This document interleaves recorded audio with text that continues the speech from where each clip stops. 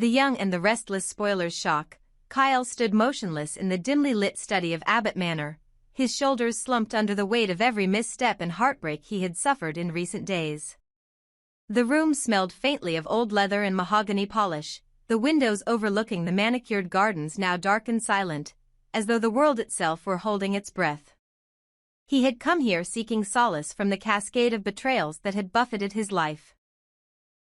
Claire's betrayal with Audra's schemes, the explosion of doubt that had driven a wedge between him and the woman he loved. Each new blow had hollowed him further, until he felt as though every ounce of confidence and hope had been ground to dust. Yet even as he stood there, numb with exhaustion, his father's portrait, Thomas Abbott, stern-jawed and imperious, seemed to glare down at him with unspoken impatience. Kyle knew that there was something Jack Abbott had held back, a secret too heavy to bear but too important to remain hidden. His father's summons to the study, delivered in a curt text an hour earlier, had ignited a fresh spark of anxiety inside him. What new trial awaited him now? If only he could brace himself against whatever tidal wave was coming, but grief and fear had worn him raw, leaving him unable to mount even a pretense of defense. Jack Abbott entered without fanfare, his footsteps muffled against the plush carpet. He carried a small manila envelope in one hand and a single sheet of paper in the other. His usually composed features were drawn tight, as though he, too, was battling the urge to flee rather than confront the storm he was about to unleash. When he reached the desk, he placed both documents down with deliberate care. Kyle's heartbeat thudded so loudly he was sure Jack could hear it. "Son," Jack began, voice low and measured, "there's something you need to know, something it's time I finally told you." He hesitated, and for a moment the silence stretched like a canyon between them. Kyle swallowed, gathering the shards of courage he had left. "What is it, Dad?" he managed, his voice rougher than intended. Jack cleared his throat and slid the manila envelope toward Kyle. "This was your mother's," he said quietly. "It's been tucked away for all these years. I never told you because I hoped it would never become relevant. But after everything you've been through, you deserve the truth." Kyle's pulse spiked. The word mother felt foreign on his tongue. He had always assumed Diane was the only mother he would ever know. Yet here was his father, offering proof that beneath Diane's gentle smile lay a deeper, darker story. Kyle opened the envelope with trembling fingers. Inside was a photocopy of a DNA test. Rows of numbers, charts, and the unmistakable label, Abbott Family Paternity Confirmation. His eyes stung as he read the printed conclusion, Jack Abbott is biological father. Diane Jenkins is not the biological mother. Mary Abbott is deceased. Below that lay a tiny footnote, testing confirmed mother-child relationship between Mary Abbott and, name redacted. Adoptive relationship of Diane Jenkins to Kyle Abbott confirmed. Kyle's world tilted. Diane, the gentle woman who had raised him, coddled him, loved him, Diane had not been his birth mother. She had been his legal guardian, his adoptive mother, the one who had soothed his scraped knees and cheered his victories. Mary Abbott, the woman he had never met, had been his true mother. Mary had died when he was an infant. He had always thought she had succumbed to illness, but there had always been gaps in Diane's stories, small inconsistencies he had brushed aside as memory lapses. Jack swallowed, his voice thick with emotion. Mary was complicated, son. She had her battles, her demons. Diane stepped in to protect you, to raise you away from the frenzy of our family's empire. We both thought it was best you never question it. Kyle sank into the leather armchair, paper crumpling in his hand. He felt as though the ground had fallen away beneath him. All those times, he choked out, I thought Diane was my mother. I thought I belonged. His voice cracked. I've fought to honor her, to repay her kindness.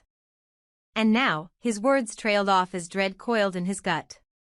Jack placed a hand on his shoulder, a rare show of tenderness from the Abbott patriarch. I know this is a shock, he murmured. And I'm sorry I kept it from you. I did it to protect you, from the family feuds, the inheritance battles, from the memory of Mary's illness.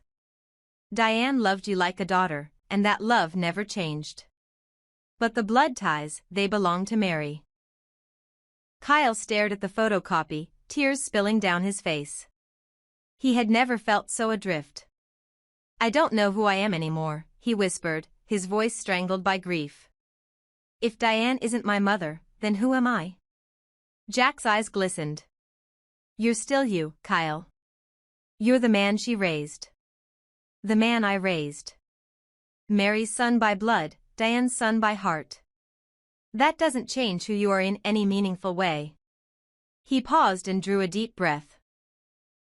But you deserve to know the truth before you build the rest of your life. We can honor Mary's memory together, if you'd like. We can tell Diane you know, on your terms. Kyle shook his head, the world spinning. He realized he was crying, real tears for the first time in years, tears of betrayal and loss and the shock of seeing his entire identity unravel. I need time, he said, voice hollow. I don't know how to process this. Jack nodded, laying the test gently on the side table. Take all the time you need. But know this, my love for you hasn't changed. Diane's love for you hasn't changed. Who your mother was will not diminish what you mean to this family. He turned to leave, then paused in the doorway. And if you ever want to visit Mary's grave, I'll take you there. Alone, Kyle rocked gently in the chair, staring at the DNA report. The words blurred as he blinked back fresh tears. Mary Abbott, the woman he had never known, held his blood.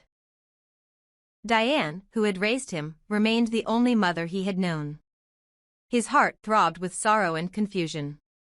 He felt the weight of his father's empire, the legacy of power and responsibility, but now also the invisible weight of secrets that had shaped his life in ways he could not yet understand. Outside the study, the winter wind rattled the glass, as though echoing his turmoil. Kyle closed his eyes, picturing Diane's warm smile. The hug she gave him when he had broken his leg, the quiet pride in her voice when he had graduated. Would she feel betrayed by his knowledge? Would his relationship with Jack fracture under the strain of this long-buried truth? Or would it bind them closer, united in shared grief for a woman they both loved? Hours later, when Diane found him still seated there, paper clenched in one fist, he looked up with red-rimmed eyes. Mom, he said, voice barely above a whisper. Diane's face went pale as she realized he knew. She moved toward him, eyes filling with tears of her own. Kyle stood unsteadily, his arms outstretched. Mom, he repeated, and this time she did not hesitate. She stepped into his embrace, their tears mingling in quiet absolution. I'm so sorry, Diane whispered, holding him as though she could shield him from the pain of her silence. In that long, shuddering moment of forgiveness, Kyle realized that though bloodlines traced a hidden map of his origins, love, the fierce, unspoken bond that had carried him through childhood and adolescence, remained the true measure of family. His identity, once shattered by a single revelation, began to heal in the warmth of Diane's arms. He was Mary's son, yes, but he was also Diane's asterisk. The boy she had raised, the man he had become, and the bridge between past and future in the ever-unfolding tapestry of the Abbott legacy. Kyle's knuckles drummed against the polished surface of his father's massive mahogany desk as he stared down at Jack Abbott, his eyes aflame with a mixture of hurt and fury. The late afternoon sun slanted through the floor-to-ceiling windows of Abbott Enterprises' corner office, dust motes dancing in the shafts of light like silent witnesses to the tension crackling between father and son. Where is she, Dad? Kyle's voice shattered the quiet. My real mother, where is she right now? I have a right to know. Jack Abbott sat behind the desk, arms folded, his expression inscrutable. The years had softened some of his edges, but in that moment, he looked every bit the patriarch who had weathered countless storms of rivalries and corporate takeovers. Yet now it was his own blood, his son, demanding answers he could not give. I don't know, Kyle, Jack finally said, his tone measured but shaky around the edges. I never knew, and Diane never told me. After Mary fell ill, she protected you. I had no reason to question it until now. Kyle's breath came in a harsh rasp. You don't know, he repeated, disbelief bleeding into anger. You lived in the same house I did. You called Mary by name in old stories, but you never actually lived with her. Why didn't I grow up with my birth mother? Why did Diane get that place in my life instead of her? His fists clenched. The silence hung between them like a guillotine's blade, ready to fall. Jack's jaw tightened. It was Diane's choice. Mary, my wife, wanted what was best for you. She was unwell, and Diane stepped in. Diane raised you as her own, because your mother, my wife, couldn't. He paused, the weight of each word clear in his voice. If I'd known where Mary was, or if there was anything I could have done, I would have done it. But I truly don't know where she is. Kyle's chest heaved. He felt as though every piece of his identity had been uprooted anew. All these years, you kept this from me, he accused, his voice thick with betrayal.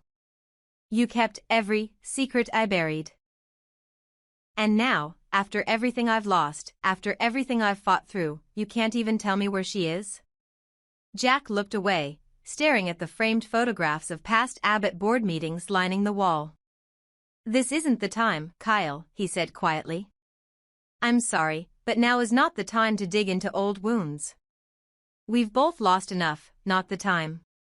Kyle's laugh was hollow. He stepped around the desk and came to stand directly before his father. How is there ever a time for this, Dad?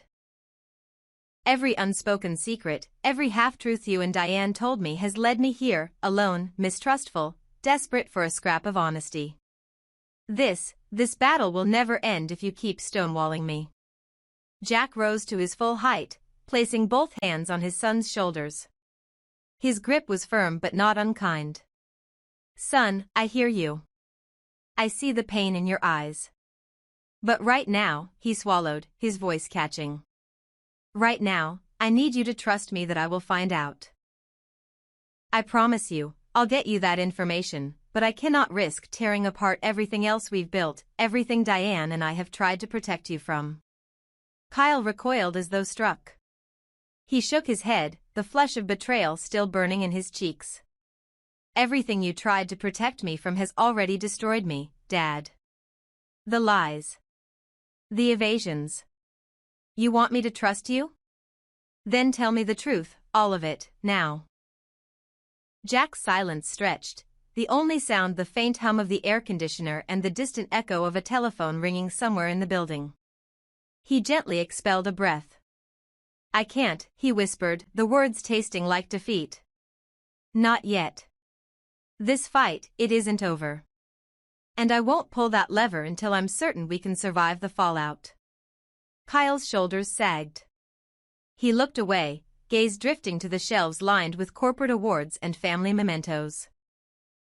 In that moment, he saw the legacy of the Abbott name as both a fortress and a prison.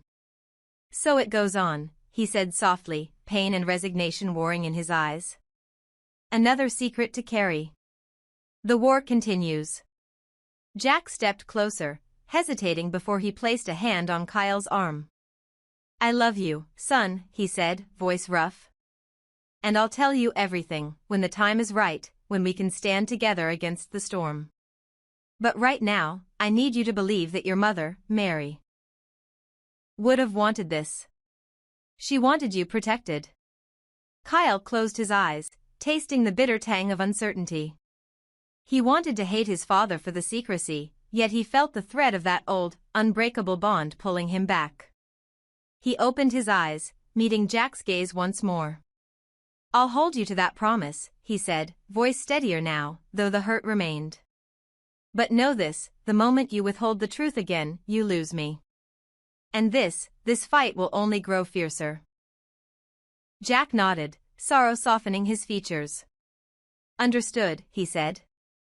He reached out and gave Kyle's shoulder a firm squeeze before stepping back toward the window, turning to look out over the city that had borne witness to so much of their family's triumphs and failures. Kyle watched him go, the torn fragments of his heart swirling like the autumn leaves outside. He knew the battle lines had shifted, but the war for his own identity, and for the truth about the mother he'd never known, was far from over. With a final glance at the empty desk between them, he turned and left the study, each footstep carrying him deeper into the uncertainty of tomorrow. The late afternoon sun slanted across the polished marble floor of Crimson Light's lobby as Billy Abbott stood by the front door, arms folded, jaw set. His engagement ring caught the light, a small beacon of the happier life he'd thought he was building. But now, with Nick Newman looming in the entryway and Sally Spectra watching anxiously at his side, the future felt anything but bright. "I'm not discussing this again," Billy said, voice clipped. He turned to Sally. "Come on, let's go."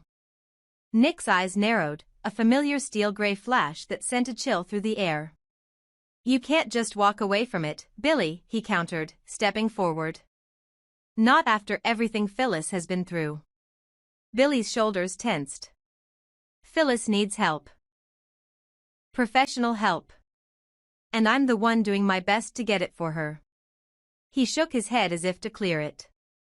"I thought you understood that." Nick's jaw tightened. "I understand she's hurting," he said. "But locking her away in therapy sessions and sheltered projects isn't a solution. She needs a purpose, a goal to fight for. Something that reminds her she's more than he gestured vaguely, a wounded puppy." Sally looked between them, her voice trembling. "Billy, please, just put your shoes on. I'm cold, and the babysitter's waiting. We have to go." Billy blew out a breath and glared at Nick. "This isn't about you," he snapped. "It's my call how to help her. You're not walking in her shoes. And neither are you," Nick shot back. "You had a 180-degree change in attitude the moment she admitted her mistake. You treat her like she's so fragile, she might shatter if you so much as look at her wrong. That's not love, Billy. That's fear." Billy's eyes flickered with anger. "I'll decide what she can handle. I'm protecting her from breaking."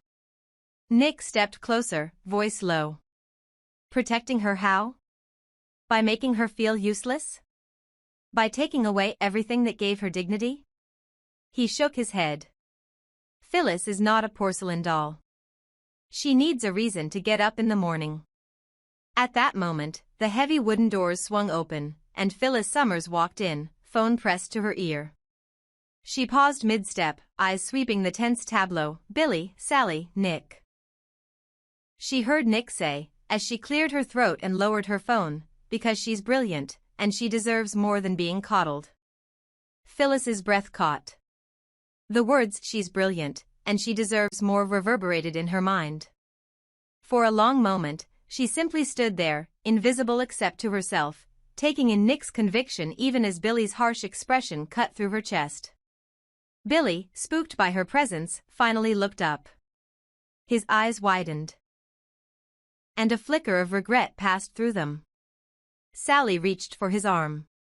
"Billy, let's just go," she whispered, concern etched in her voice. Phyllis pressed the phone to her heart, her lips curving into a faint, uncertain smile. She realized she had a choice, to retreat into the safety of her broken label, or to step forward and seize the purpose Nick had spoken of.